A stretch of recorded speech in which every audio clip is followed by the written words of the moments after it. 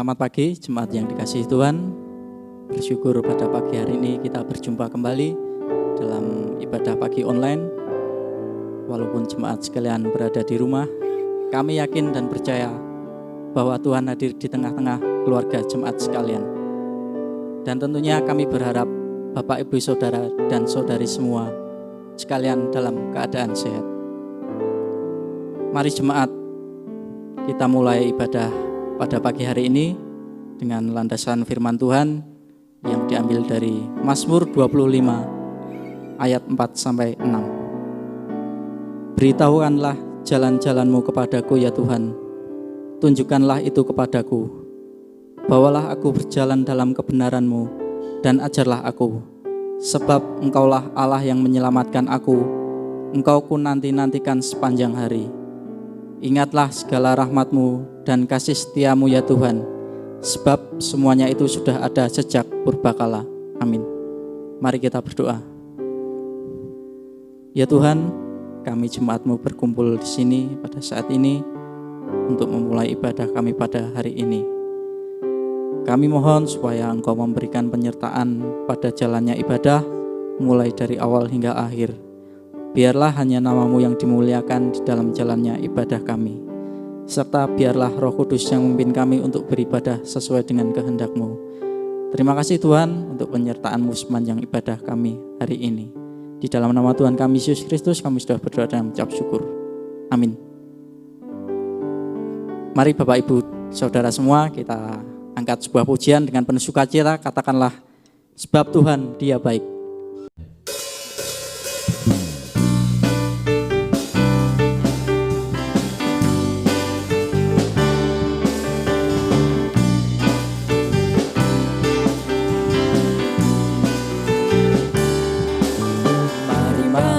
Gerbangnya dengan hati bersyukur, halamannya dengan pujian, penuhi baitnya dengan nyanyian syukur, hadiratnya penuh sukacita. Sebab Tuhan Dia baik, sebab Tuhan Dia baik, dan anugerahnya kekal selama-lamanya. Amin.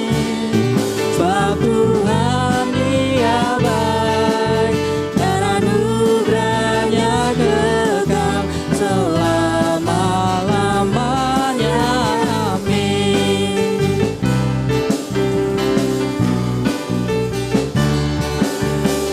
Masuk gerbangnya dengan hati bersyukur, halamannya dengan pujian, penuhi baitnya dengan nyanyian syukur, hadiratnya tuh sukacita.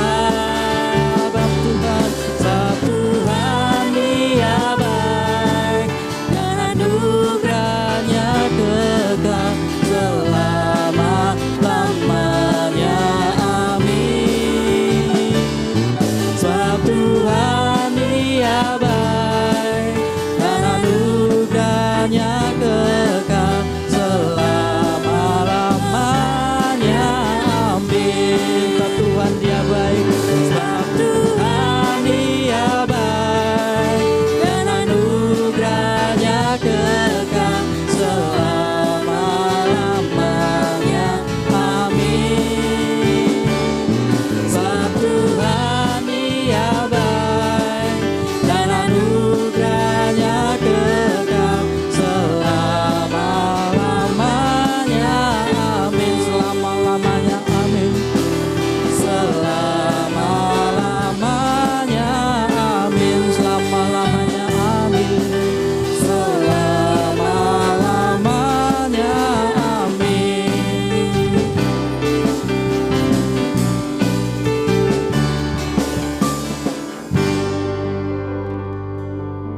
Pembacaan nats firman Tuhan diambil dari Yunus 2 ayat 1 sampai dengan 10 yang akan dibacakan oleh Saudari Lesita.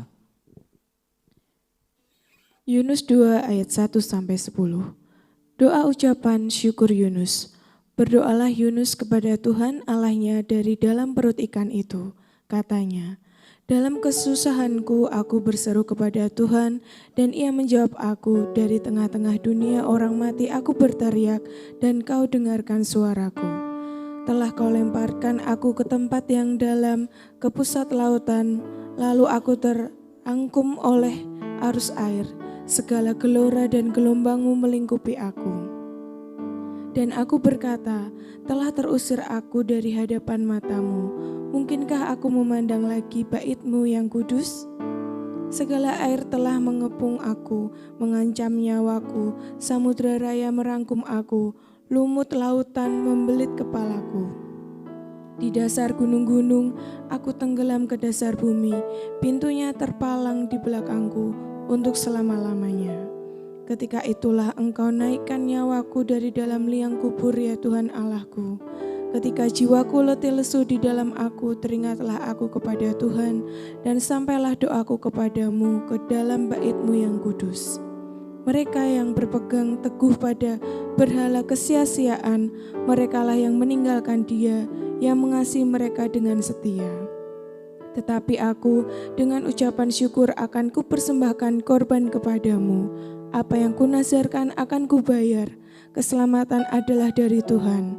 Lalu berfirmanlah Tuhan kepada ikan itu, dan ikan itu pun memuntahkan Yunus ke darat. Amin. Tiba saatnya kita akan mendengarkan firman Tuhan yang akan dibawakan oleh Gembala Jemaat. Namun sebelumnya mari kita angkat sebuah pujian yang mengatakan, Ku hidup bagimu.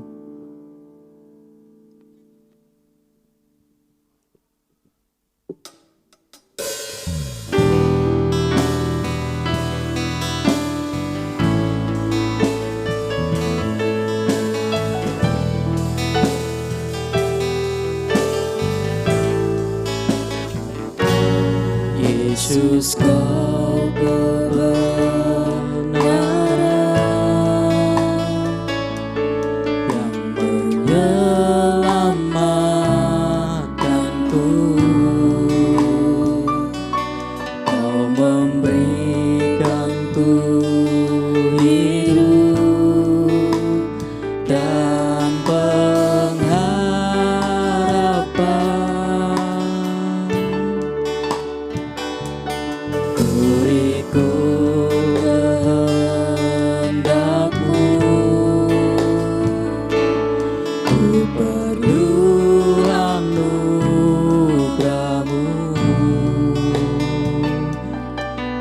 Nyatakan janjiku kepadamu.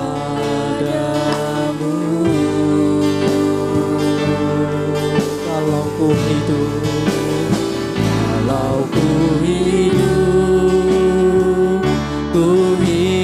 bagimu.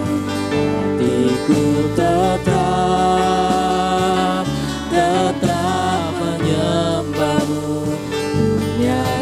Bisa menjauhkanku dari kasih-Mu. Selama ku hidup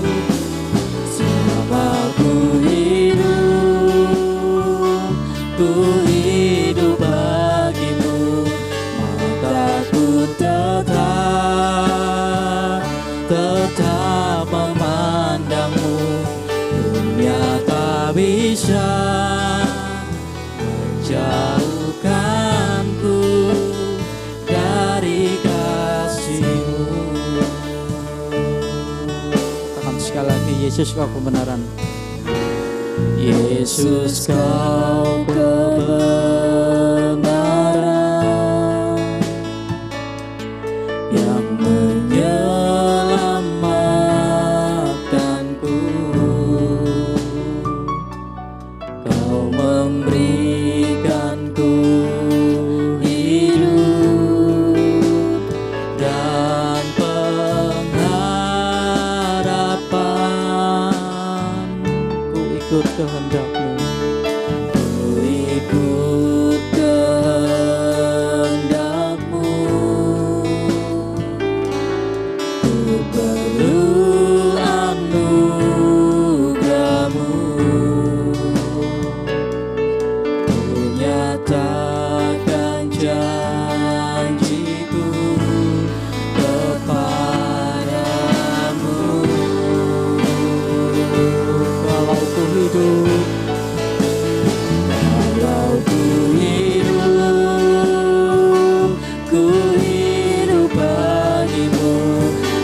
hatiku tetap menyembahmu. Dunia tak bisa menjauhkanku dari kasih-Mu. Selama ku hidup,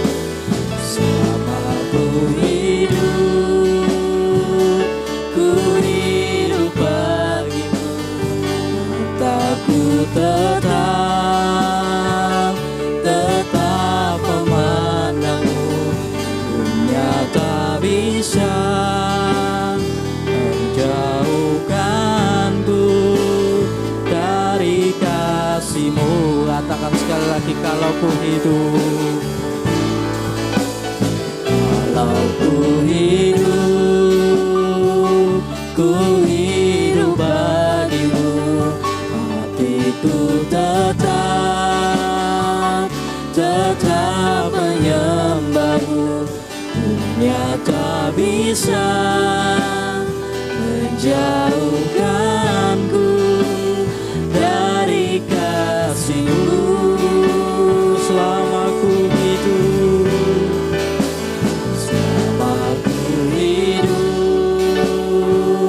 ku hidup bagimu. Mataku tetap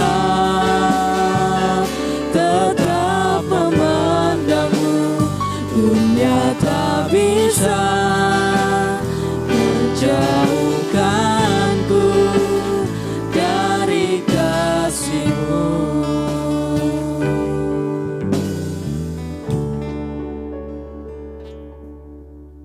kita akan mendengarkan firman Tuhan yang akan disampaikan Gembala Jemaat. Kepada Gembala Jemaat kami persilakan.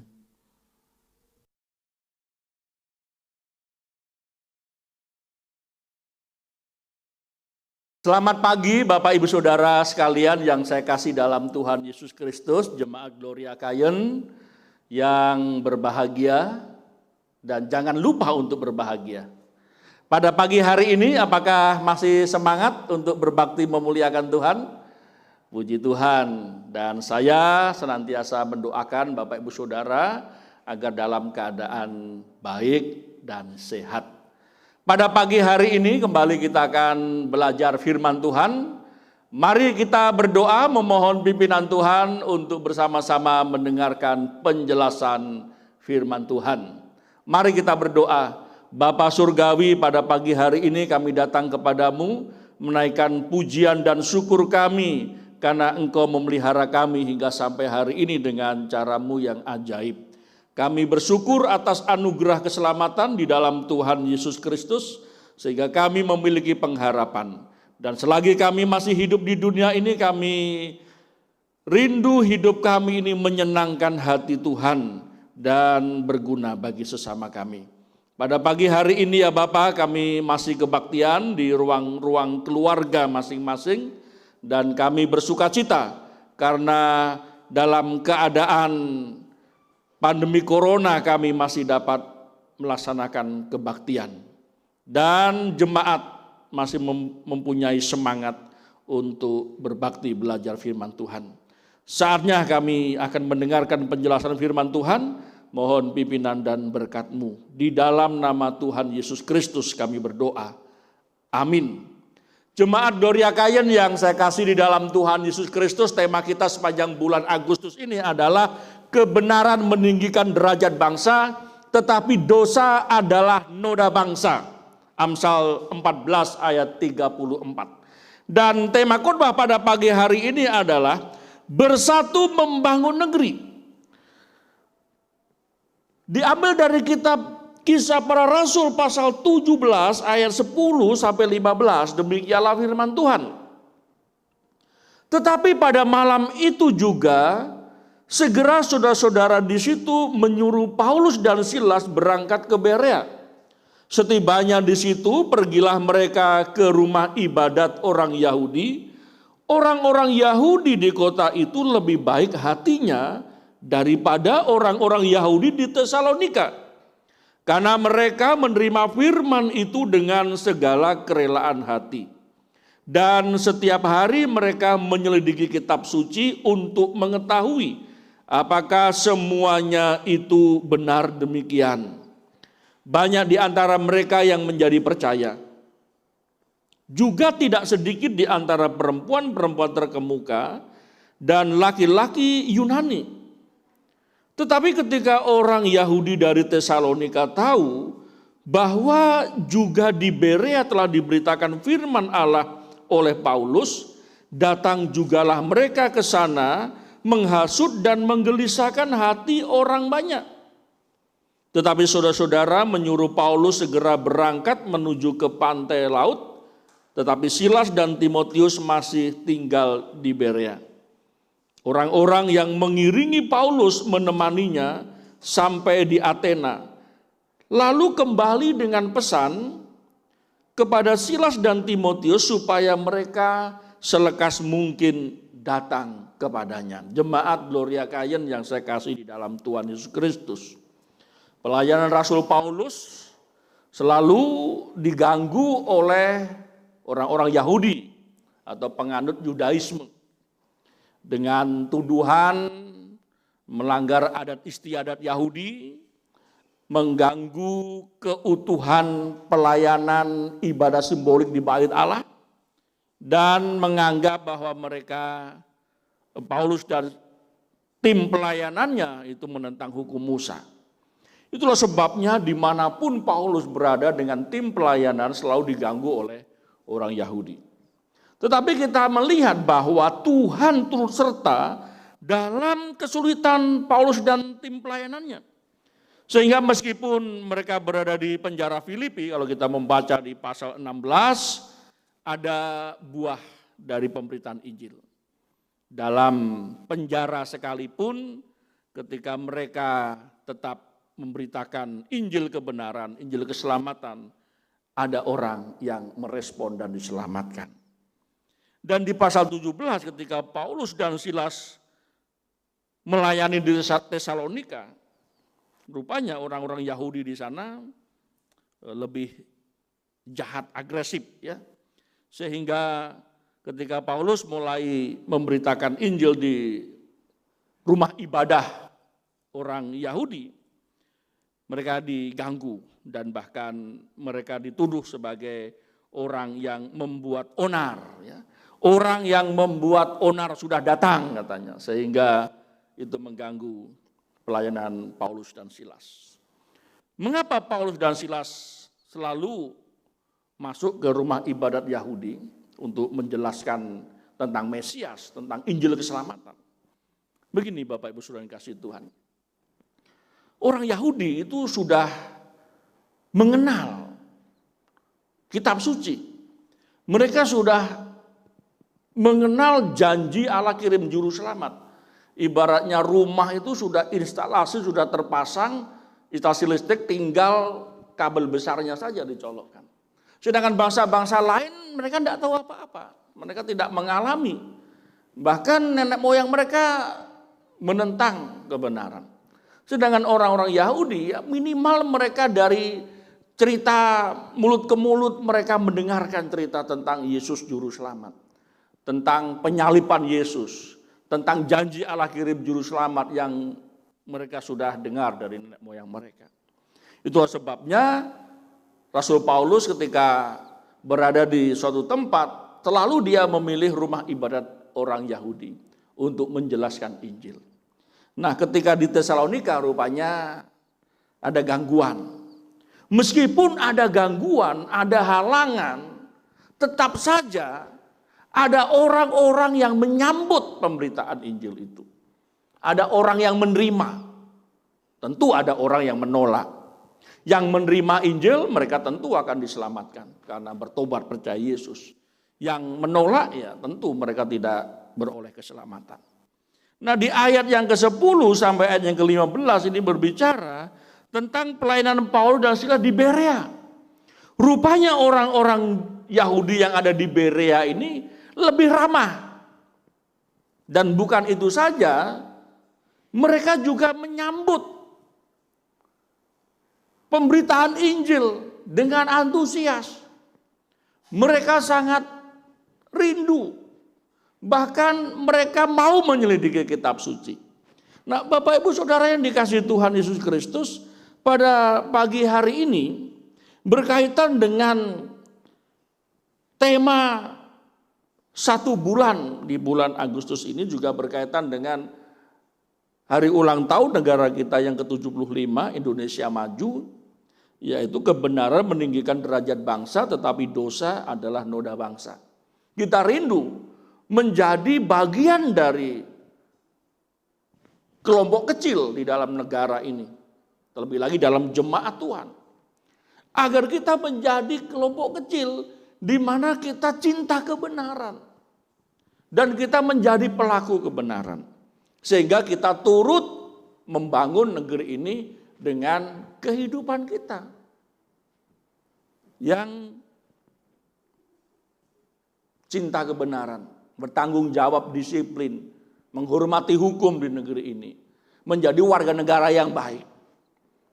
Nah, berdasarkan Kisah Para Rasul pasal 17 ayat 10 sampai 15 ini, kita rindu bagaimana kita membangun negeri ini dengan menjadi jemaat yang menghormati kebenaran. Seperti jemaat di Berea. Pada saat mereka mendengar pemberitaan Injil yang disampaikan oleh Paulus dan tim pelayanannya, mereka dengan segala kerelaan hati dan setiap hari mereka menyelidiki kitab suci untuk mengetahui apakah semuanya itu benar demikian.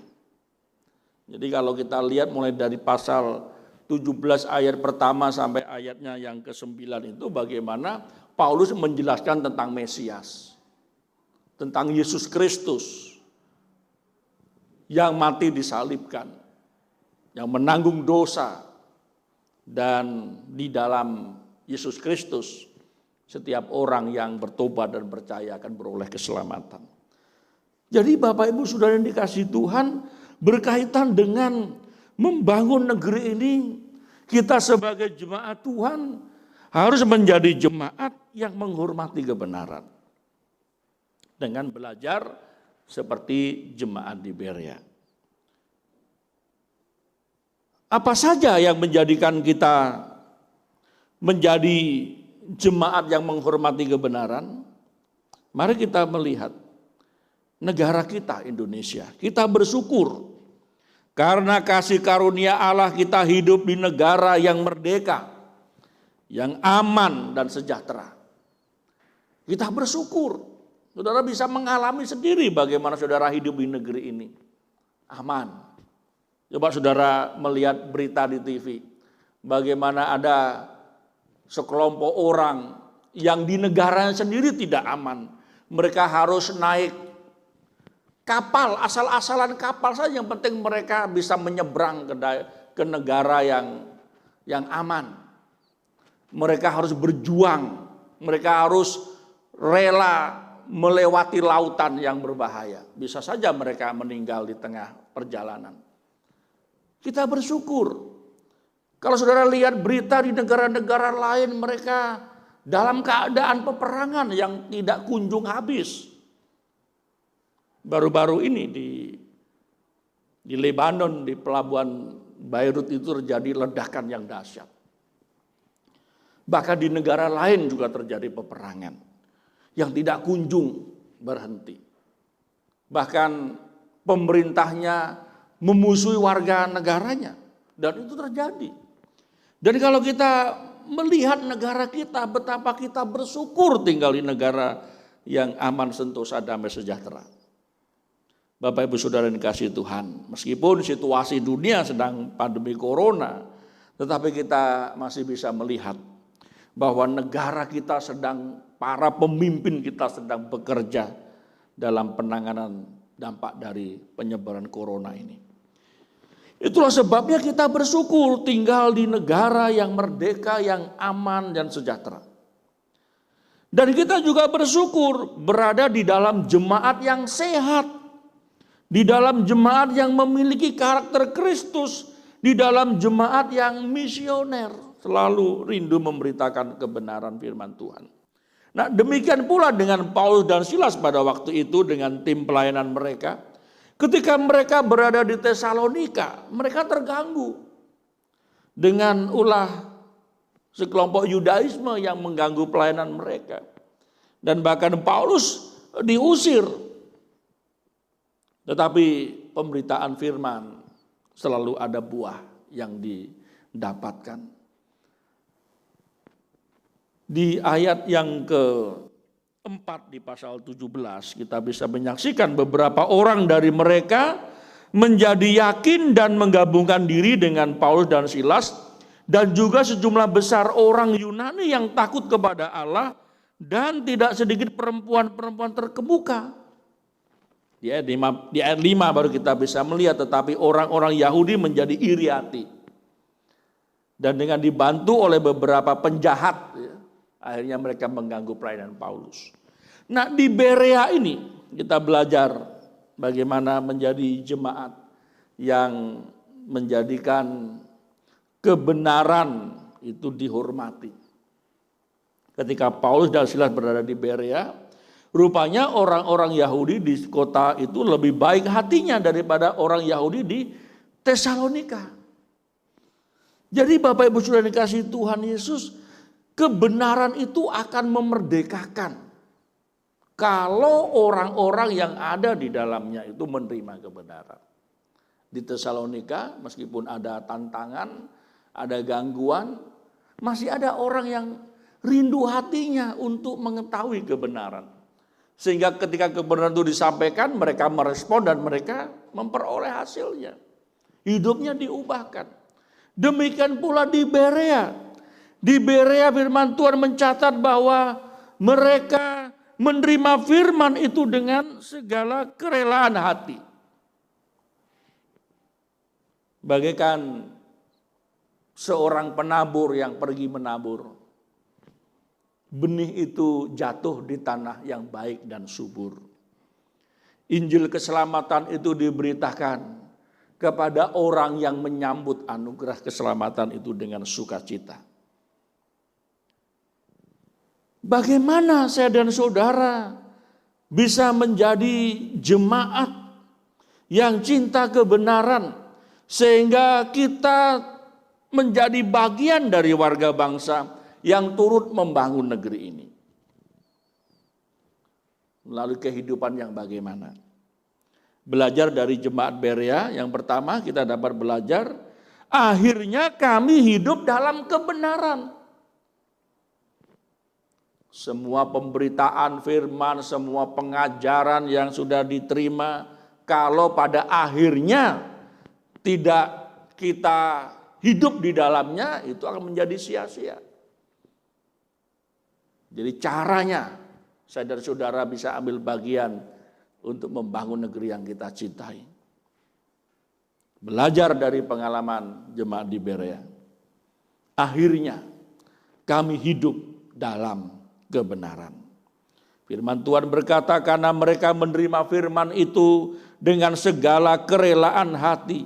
Dan setiap hari mereka menyelidiki kitab suci untuk mengetahui apakah semuanya itu benar demikian.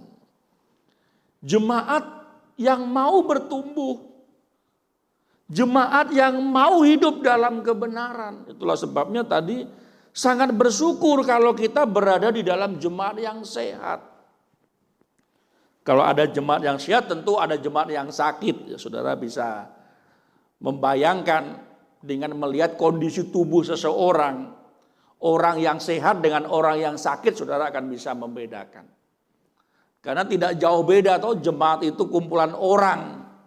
Maka kalau di dalamnya semuanya sehat secara rohani, sehat secara jasmani, maka jemaat itu akan mengalami pertumbuhan.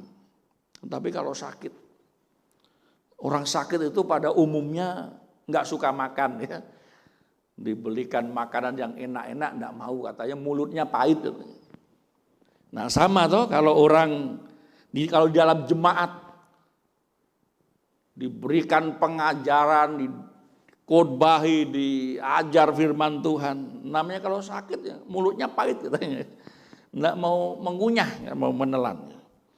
Jadi bersyukur kalau kita berada di dalam jemaat yang sehat. Jemaat yang sehat itu dibuktikan atau ditunjukkan dengan apa? Jemaat di Berea tadi memberi kesaksian, yaitu dengan segala kerelaan hati. Hatinya rela. Rela apa? Rela menerima pengajaran kebenaran. Mudah dibentuk dalam kehidupan yang sedang berjalan ini, Bapak Ibu Saudara yang kasih Tuhan. Apalagi kalau saudara seorang guru. Kalau di kelas saudara murid-muridnya itu mudah dibentuk, itu paling bahagia guru. Diajar itu ngikutin apa instruksi guru. Tapi kalau muridnya bandel, gurunya jadi pusing. Ya. Sudah bandel, lambat lagi pikirannya, wah berbahaya sekali. Kalau bandel, cerdas itu tidak jadi soal, bentuknya enak. Tapi udah bandel, sulit menerima pengajaran, wah itu yang menjengkelkan. Jadi hatinya rela. Di dalam pertumbuhan jemaat, Bapak Ibu yang dikasih Tuhan, terkadang banyak metode yang sudah diterapkan. Kadang kita bisa simpulkan kenapa ini kok nggak maju-maju ya. Nah, karena hatinya tidak rela diajar tadi. Selalu ada perlawanan. Kemudian setiap hari mereka menyelidiki kitab suci. Kitab suci yang dimaksud pada waktu itu ya tentu Perjanjian Lama. Karena Paulus sedang mengajar Mesias, Yesus Kristus adalah Mesias. Tentu digalinya dari Perjanjian Lama. Nah hari ini kan kita sudah komplit punya Perjanjian Lama, Perjanjian Baru. Sehingga kalau kita menyelidiki Alkitab, wah ini menjadi satu kebahagiaan. Jemaat adalah jemaat yang menyelidiki Alkitab. Bagaimana jemaat bisa menyelidiki Alkitab? Ya tentu diawali dengan suka membaca dulu. Sekarang bagaimana kita mau menyelidiki Alkitab kalau kita tidak pernah membaca Alkitab? Wah ini berbahaya sekali. Biasanya dulu waktu baptisan itu kan dikasih Alkitab ya. Biasanya dikasih tantangan. Gimana sudah menjadi orang Kristen mau bertumbuh dalam firman Tuhan, mau baca Alkitab, mau katanya. Enggak taunya Alkitabnya enggak pernah dibaca. Waktu pernikahan juga demikian tuh, waktu peneguhan pernikahan kan dikasih Alkitab gimana tuan dan nyonya misalkan ya. Ini ada gereja memberikan Alkitab, gunakan Alkitab untuk menuntun perjalanan rumah tangga kalian. Apakah bersedia untuk membaca Alkitab? Bersedia. Sampai Alkitabnya ditemukan dimakan rayap, berarti kan nggak pernah dibaca Alkitabnya. Nah Bapak Ibu Saudara kasih Tuhan, jemaat yang bisa berkata akhirnya kami hidup dalam kebenaran.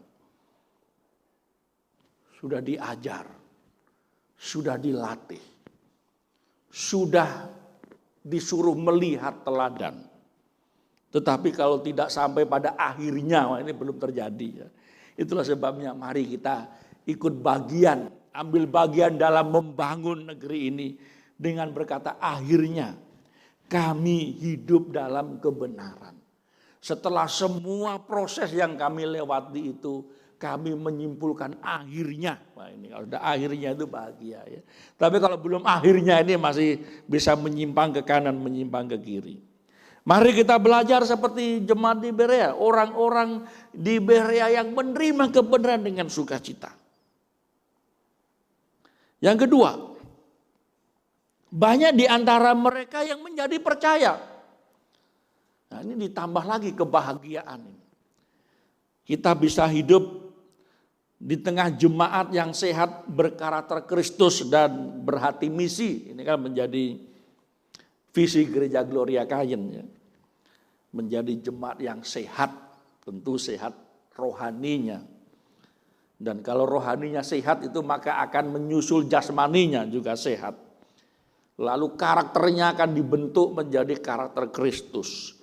Kalau sudah itu semuanya dimiliki, maka hatinya rindu juga untuk memberitakan kebenaran.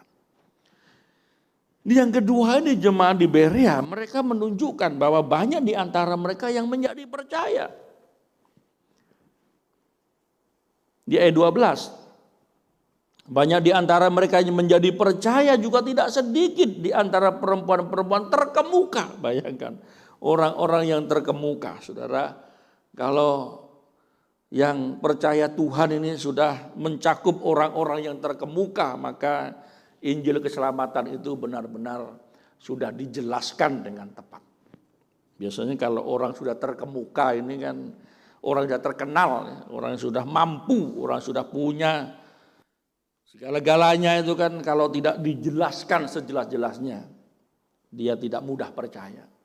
Tetapi karena Roh Kudus yang menuntun, sehingga pemberitaan Injil itu menjadi pemberitaan yang hidup.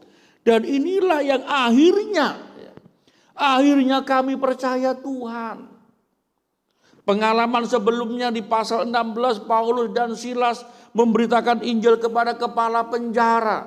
Dan akhirnya kepala penjara itu menjadi percaya. Kepala penjara itu mengajak Paulus dan Silas ke rumahnya. Dan mereka memberitakan Injil kepada seisi rumah kepala penjara itu, dan akhirnya juga menjadi percaya. Menjadi jemaat yang menghormati kebenaran.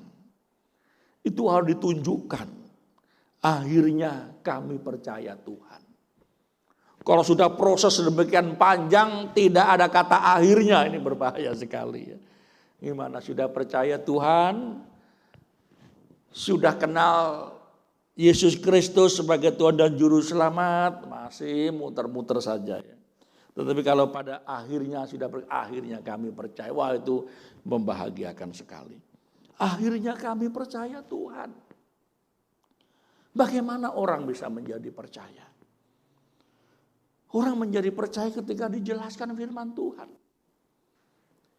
Dijelaskan Injil secara benar. Bukan Injil yang ditakut-takuti gitu ya. Bukan Injil yang ditambah atau yang dikurang. Tetapi Injil yang diterima dengan iman. Dengan sikap hati. Bertobat atas dosa. Percaya mengaminkan. Jadi sampai sejelas itu harus kita dapatkan Bapak Ibu yang dikasihi Tuhan. Akhirnya seisi rumah kami menjadi percaya. Akhirnya seisi rumah kami hidup dalam kebenaran. Itu sangat membahagiakan sekali.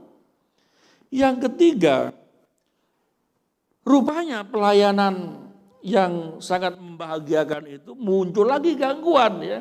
Jadi tadi orang-orang Yahudi di Tesalonika dengar yang di Berea itu mereka terima kebenaran, mereka jadi iri hati lagi, mereka datang lagi mengganggu lagi. Nah, di dalam kita menjadi warga negara yang baik. Warga negara yang baik itu menghormati hak asasi seseorang. Semua orang kita hargai. Itulah sebabnya dalam hal kepercayaan seseorang itu kita menghormati. Jadi tidak boleh diganggu. Orang percaya apa saja tidak boleh diganggu. Tetapi kalau sudah melanggar hukum, itu baru dilaporkan polisi. Ini Paulus menuntun orang-orang di Berea supaya mereka hidup benar. Mereka berubah dari cara hidup mereka yang tidak tahu kebenaran. Dari hidup yang jahat menjadi hidup yang menyenangkan hati Tuhan. Ini kan menjadi bagian sebenarnya. Menjadi kan masyarakat itu menjadi tertib, menjadi baik ketika diajar kebenaran. Yang ketiga, akhirnya kami melayani Tuhan dan sesama.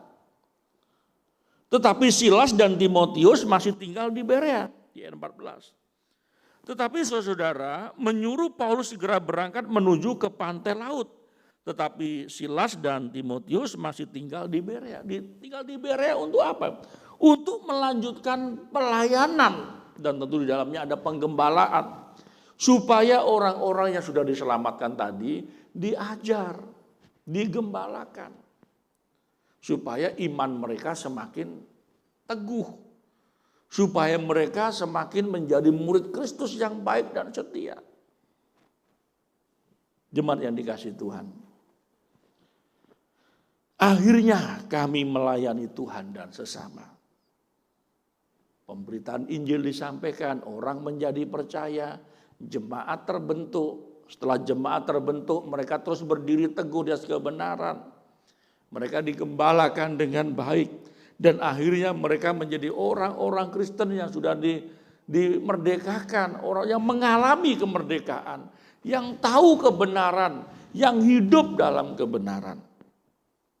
Sehingga mereka melanjutkan dengan melayani. Bukankah jemaat itu adalah kumpulan orang percaya yang dipanggil untuk keluar untuk melayani Tuhan dan sesama. Tetapi Silas dan Timotius masih tinggal di Berea. Untuk apa? Untuk memperlengkapi orang-orang kudus. Supaya mereka dapat membangun satu tubuh Kristus yang tersusun rapi. Supaya mereka menjadi jemaat yang tidak lagi mudah digoncangkan oleh rupa-rupa angin pengajaran yang menyesatkan. Sehingga jemaat itu dapat mengutus lagi. Jadi itu kesinambungannya. Jemaat yang dikasihi Tuhan, akhirnya kami siap melayani Tuhan. Di dalam situasi yang sudah berlangsung lama ini, Bapak sudah dikasihi Tuhan, bagaimana? Apakah ada ide, apakah ada kerinduan, bagaimana ya kita membangun jemaat ini? Situasi tidak memungkinkan kita bertemu secara banyak orang. Bagaimana? Apakah ada ide kita misalkan mengunjungi, tetap menjaga satu dengan yang lainnya agar kita aman, mendoakan, berbagi berkat. Jadi sebenarnya segala daya upaya bisa kita kerjakan. Ayo kita saling mengingatkan satu dengan yang lainnya. Bagaimana ya pelayanan ini bisa kita tingkatkan? Bagaimana ya pelayanan ini supaya semua jemaat dapat menikmati berkat Tuhan dari pelayanan kita? Jemaat yang dikasihi Tuhan, bersyukur kita berjemaat di dalam jemaat yang sehat, berkarakter Kristus dan misionaris. Bersyukur kita tinggal di negara yang merdeka, yang aman dan sejahtera. Dan untuk itulah kita hadir. Jemaat hadir. Jemaat yang membuktikan bahwa mereka sudah bertahun-tahun belajar dan diajar kebenaran. Dan mereka sudah mempunyai satu keyakinan dengan satu komitmen bahwa akhirnya kami hidup dalam kebenaran. Mempraktekkan kebenaran. Akhirnya kami menjadi orang percaya. Akhirnya kami melayani pekerjaan Tuhan dan sesama kami. Apalagi yang bisa kita lakukan? Jemaat yang dikasihi Tuhan, jemaat di Berea membuktikan bahwa di tengah kesulitan hati mereka mempunyai satu semangat, kerinduan, mempunyai kerelaan hati bagaimana kami terus bisa bertumbuh dalam situasi seperti sekarang ini, di mana kita tidak berjemaat di ruang kebaktian. Apakah kita masih bisa memiliki sikap seperti jemaat di Berea yang hatinya rela membuka diri untuk firman Tuhan? Yang dengan semangat menyelidiki firman Tuhan, mau belajar firman Tuhan, bertumbuh dalam kebenaran. Jika itu yang kita alami sampai hari ini, maka sebenarnya situasi apapun tidak mengganggu kita sebenarnya. Situasinya saja yang berbeda. Tetapi semangat kita untuk bertumbuh, untuk maju, untuk berdaya upaya. Agar kita masih bisa bertahan. Dan bahkan bukan saja bertahan hidup, tapi bisa menghidupi dengan sukacita dan berbagi berkat. Jemaat Gloria Kayen, kita siap, sedia di tengah masyarakat kita hidup di dalamnya. Apakah semangat kita untuk menyenangkan hati Tuhan dan menjadi saluran berkat bagi sesama masih kita miliki? Jemaat yang hidup di tengah masyarakat dengan semangat menyenangkan hati Tuhan dan berguna bagi sesama, apakah masih kita miliki? Ini yang menjadi kerinduan kita semua. Supaya kita bisa turut membangun negeri ini dengan keberadaan kita sebagai jemaat. Menjadi jemaat yang sehat, menjadi jemaat yang berkarakter Kristus, menjadi jemaat yang selalu rindu memberitakan kebenaran. Hidup dalam kebenaran. Kiranya kita semuanya dapat merayakan kemerdekaan negara kita dengan berani berkata, kami pun turut membangun negeri ini dengan kehidupan kami sebagai jemaat yang terus bertumbuh di dalam firman Tuhan. Kiranya firman Tuhan ini memberkati kita semuanya. Maranatha, mari kita berdoa. Bapa di surga, firman-Mu sudah kami dengarkan dan bagian kami adalah melakukannya. Tolonglah kami ya Tuhan, sehingga kami menjadi pelaku firman Tuhan. Di dalam nama Tuhan Yesus Kristus kami berdoa. Amin. Puji Tuhan, kita sudah mendengarkan firman Tuhan yang tentunya akan semakin menguatkan kita dalam menjalani kehidupan. Kita akan kembali mengangkat sebuah pujian yang mengatakan bahwa Tuhanlah yang senantiasa menjaga kita tiap saat, tiap waktu dalam suka maupun duka. Nyanyian pujian nomor 157, Tuhan menjagamu.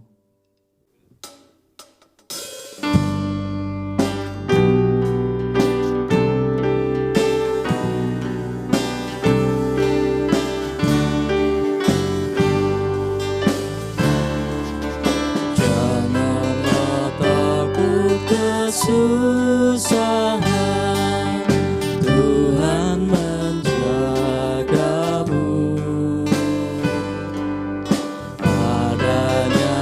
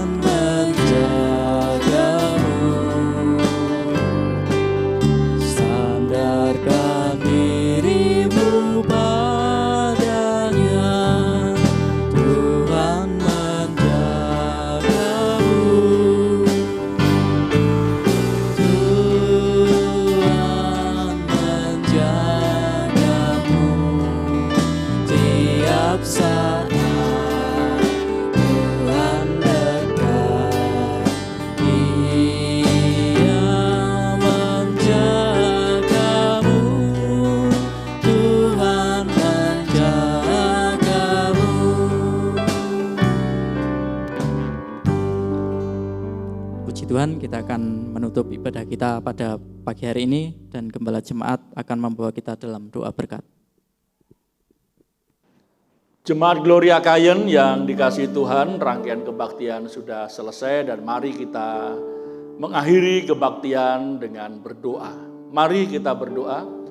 Bapa di surga, kami menaikkan syukur kami karena Engkau sudah menolong kami, memimpin dan memberkati kami dalam kebaktian pada pagi hari ini. Bapa di surga, di bulan Agustus ini tepatnya di tanggal 12 Agustus kami turut bersyukur karena Gabungan Gereja Baptis Indonesia berulang tahun yang ke-49. Karya Kristus bagi Nusantara Engkau sudah berikan kepada kami umat baptis. Sehingga kami semuanya sebagai umat baptis turut bersyukur karena penyertaan-Mu sepanjang 49 tahun berkarya bagi bumi Nusantara ini. Bapa, berkatilah para pemimpin kami yang Engkau percayakan untuk memimpin GGBI, baik di Badan Pengurus Nasional, di Yayasan Baptis Indonesia maupun di Yayasan Rumah Sakit Baptis Indonesia. Berkatilah para hamba Tuhan ini, sehingga pelayanan mereka benar-benar memberkati dan menjadi saluran berkat bagi umat baptis. Bapa di surga, kami menyerahkan Jemaat Gloria Kayen dalam kami menjalani kehidupan kami 1 minggu ke depan. Tolonglah kami ya Tuhan, supaya dalam setiap pribadi, keluarga, Engkau menolong kami. Yang sakit Engkau jamah sembuhkan, yang memiliki pergumulan hidup kiranya Tuhan beri kekuatan dan menang atas semua pergumulan itu. Berkatilah jemaat-Mu dalam setiap usaha dan pekerjaannya, sehingga dari pekerjaan dan usaha yang dikerjakan dengan kesungguhan hati, Tuhan memberkati. Bapa, lindungilah kami, terutama dari paparan virus corona. Berikan kesehatan, kekuatan bagi kami jemaat-Mu, sehingga kami dapat dengan hidup baik, sehat, sehingga kami dapat berkarya bagi diri kami sendiri, bagi keluarga, dan bagi pelayanan kami di dalam jemaat maupun di tengah masyarakat. Terpujilah nama-Mu Bapa. Jemaat yang dikasihi Tuhan, kiranya berkat yang bersumber dari Allah Bapa di surga, kasih setia Tuhan Yesus Kristus, serta persekutuan di dalam Roh Kudus menyertai kita semua dari sekarang sampai Maranatha. Di dalam nama Tuhan Yesus Kristus kami mengakhiri kebaktian kami. Amin.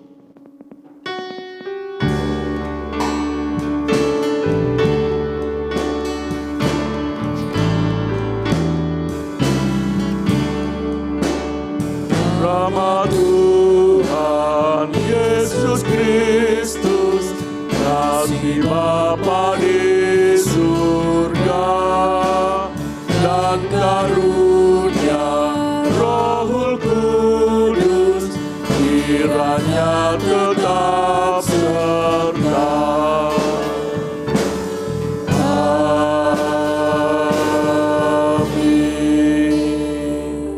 Jemaat Gloria Kayen, selamat hari Minggu, kiranya Tuhan memberkati kita semuanya. Maranatha.